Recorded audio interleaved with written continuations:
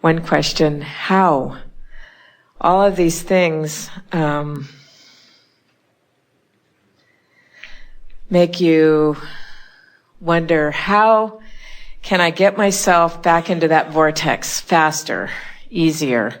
Well, the thing is, you can't from that question frame point of view, because the question, how can I get to a place that I'm not faster, just really causes you to dig in where you are. That's that what is itis that we were talking about. It's just shouting, here's where I am and I don't want to be, here's where I am and I don't want to be, here's where I am and I don't want to be, here's where I am and I don't want to be, don't want to be, don't want to be, don't want to be, don't want to be. And the vibration is just so rampant that you can't be anywhere other than there. So the answer is you have to do something to let go of what is, which means a distraction from it. A distraction from what is all that is necessary to move to a new place. That's why teachers from all times have found the power of meditation, because when you meditate, you quiet your mind. When you quiet your mind, you stop thought. When you stop thought, your point of attraction stops. In other words, when your negative point of attraction stops for sure when you stop thought. Now, it's not accurate to assume that every thought is a negative thought, because you could be thinking thoughts that are in the vortex. But when you quiet your mind, you stop thought. When you stop thought, you stop resistant thought. When you stop resistant thought, you'll move right into the vortex. It really is that simple. So the question is, do I have the discipline to quiet my mind enough to, it's like the cork is bobbing on the surface of the water. That's the vortex. That's pure positive energy. You can hold it under the water as you focus on an issue, as you beat the drum of a problem, as you worry, as you fret, as you gossip, as you blog. In other words, you can hold yourself under the water.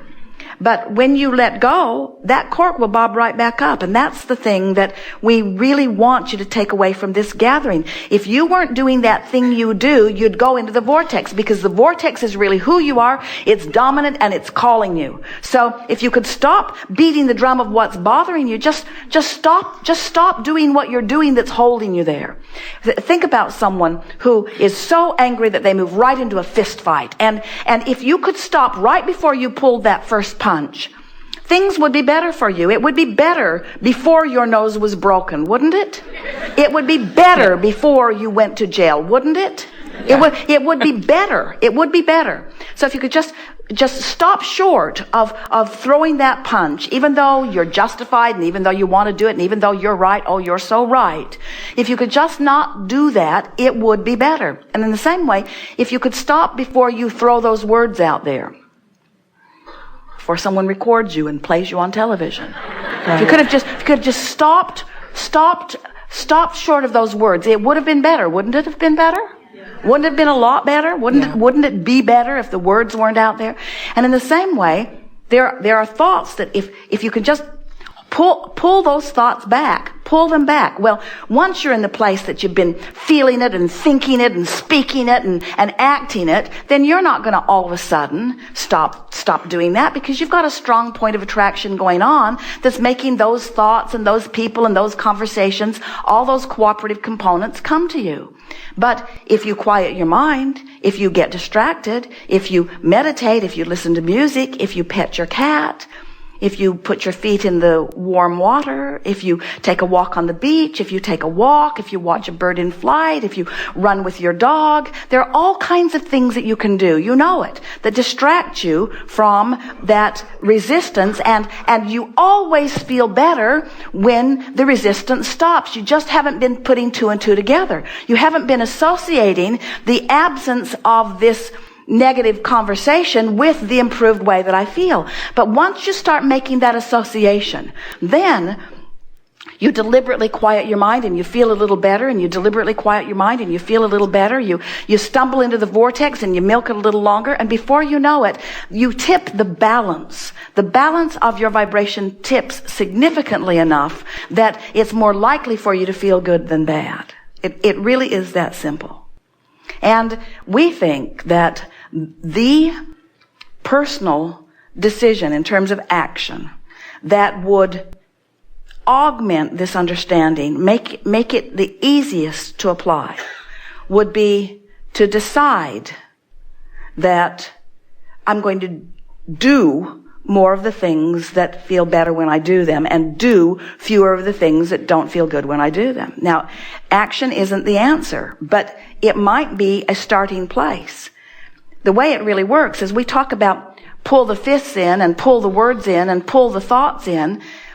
It's actually the opposite of what we really teach, because what we're teaching is find a thought that will then inspire the word that will then inspire the action. In other words, because whatever thought you find, cooperative components will amass around it, you see. But there is such a power of stepping into this vortex. You just have no idea the leverage that's in the vortex that isn't outside the vortex. And almost everybody is trying to drive their life and run their life and control their life and live their life outside the vortex using words. I'm very angry. Well, I'm very sorry that you're very angry. And we say blah, blah, blah, blah, blah, blah, blah. Blah, blah, blah, blah, blah. Blah, blah, blah, blah, blah. The only thing that matters is how you feel. And you have the ability to control the way you feel. And nobody's words are going to make any difference. Nobody's words are going to make any difference. It's your vibrational shifting that makes the difference. So what we're really talking about is, what can I do? How can I find? You said how. How? What can I do? Anything and everything that gives me more airtime in the vortex. And we say, these are the steps. First, accept the reality of this vibrational reality. And we know the reality that's manifest, it's compelling. You can see it and hear it and smell it and taste it and touch it. It's reality. It's real. Others even agree about large parts of it. It's reality. But there is a vibrational reality that is real time. This is where it's at. The vibrational reality in this vortex, this is really present tense. Your sense of time, your sense of now is, we want you to feel the nowness of your energy, the nowness of how you feel, the nowness of the relationship between you and you, the nowness, because everything is about that juncture where you meet you. And if you meet you and you feel ornery, the meeting's not going well. Because you're vibrating over here, all full of resistance, and yet you cannot separate from who you are. You cannot ever break loose of this vortex. And so everything that you're feeling is about your relationship with this ever improving, good feeling vortex that is really you. You feel wonderful. You are on fire with ideas and with worthiness and with love and with knowledge. That's who you are. And when you're hanging around out there beating the drum of something that doesn't allow the fullness of that, you feel the personal deprivation of being who you are, you see. So the first thing in the how is accept the validity of this vortex, of this vibrational reality. Do you know it's Sunday in Australia? How weird is that? What's wrong with them? Jerry and Esther were over in Australia, and they would call the office and they said, well, we're living your tomorrow and it's really good. You're going to like it when you get here. But of course, while that was fun to think about, it wasn't accurate because it was all happening now. Whether it was San Antonio or Sydney, Australia, or whether it is physical or whether it is non-physical, it is all happening right now. So the source within you is pulsing right now, loving, knowing, worthy, knowing, loving, worthy, pulsing right now. And you, whether you know it or not, or whether you like it or not, are having a vibrational relationship with that. And if you're doing anything too far from that, you feel awful. And the closer to that you are, hopeful, the better you feel. So if you hang around in a hopeful stance, the vortex will take you in and make a believer of you. And if you go in often, your belief will turn to knowledge. And then you will just expect good things to come to you at all times. And they will, you see. That's how. So if we were standing in your physical shoes, first we would accept the reality, the validity of this vibrational reality. Next, we would acknowledge that the way I feel is my indication of my proximity to that vortex. And the vortex, you got to understand, this vortex holds the larger part of you and all of its expansion, much of which has taken place because of your sifting here in this life. How about that? This expanded version of you. Everything that you want to be, the version of you and its relationship to money, the version of you and its relationship to relationships, the version of you and its relationship to health, everything that you want is already pre-manifestation in this vibrational reality, pulsing and being and knowing. And it is your singular responsibility to yourself to mesh up with that. And anything that you're doing that's keeping you from doing that, stop it. Anything that you're doing, you can feel when it's happening. You're defending, you're justifying, you're rationalizing, you're making a point. In other words, anything that you're doing that is keeping you from just meshing, blending right in with that, anything that you're doing is counterproductive to your beingness. So the blending will bring in more joy, and I will feel more fun. The blending is joy. The blending is joy, and the joy will bring manifestations. But this is the thing. Right. You see, this is the tripping point. And once you understand this, then everything will clear up for you. If you need the manifestation in order to feel better, then the what-isness of the absence of the manifestation will keep you from feeling better, which means your vibration doesn't shift, which means you won't go in the vortex, which means you won't be a match to what you want, which means you can't get it. So that's why we want you to all have lobotomies. Oh wait, that's drastic. But if you could just release more and more of those negative thoughts. But right. So you say, all right, I'm going to take Abraham at their word. I'm going to stop thinking those negative thoughts.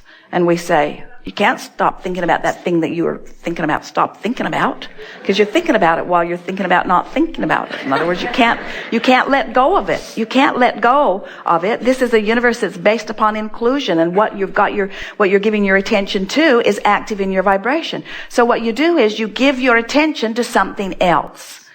This morning, Esther focused on, it was really interesting. Their suite is right overlooking the bay.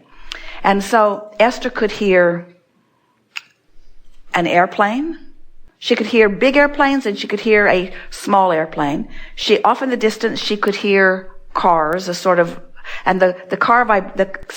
of the cars sort of changed depending upon what vehicle was near the hotel. She could hear people talking in the room next door and someone conversing in the hallway. She could hear the water running where Jerry was taking a shower. She could hear an occasional bird making a sound. All of these sounds. It was interesting to hear the collage of sounds. And she reached for the sound. She assumes it is something in the air conditioning in the hotel that she isolated as the only constant that she could find. Because the birds came and went, the cars came and went, even the shower was coming and going, the conversation was coming and going, but there was a constant that she discovered in the drone of some machine somewhere in the building, and as she focused on it, she realized that it was unchanging. And so she gave her undivided attention to that and went right into the vortex. In other words, it was a visceral feeling. She actually felt her body swept away into this energy of well-being, because in the absence of because Esther could not now hear this.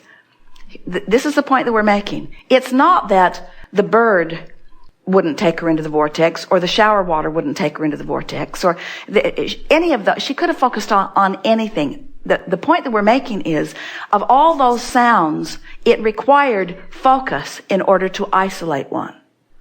And in that, not much focus. In other words, it wasn't like learning a computer program. It wasn't like learning another language. But it did keep her from thinking about the hotel room being switched. It did keep her from thinking about something else that she might be worried about. In other words, you just can't focus upon something that you're deliberately focusing upon without all other things that you've been focusing upon stepping into the background. And so when your attention steps into the foreground and it is non-resistant, now you have, maybe without even knowing it, become an in the moment, real time, cooperative component to all this stuff that's in your vortex. So now, ideas that have been there all along that would serve you extremely well, that you didn't have access to before because you were beating the drum of something that was on a whole different vibrational frequency, you now have access to that.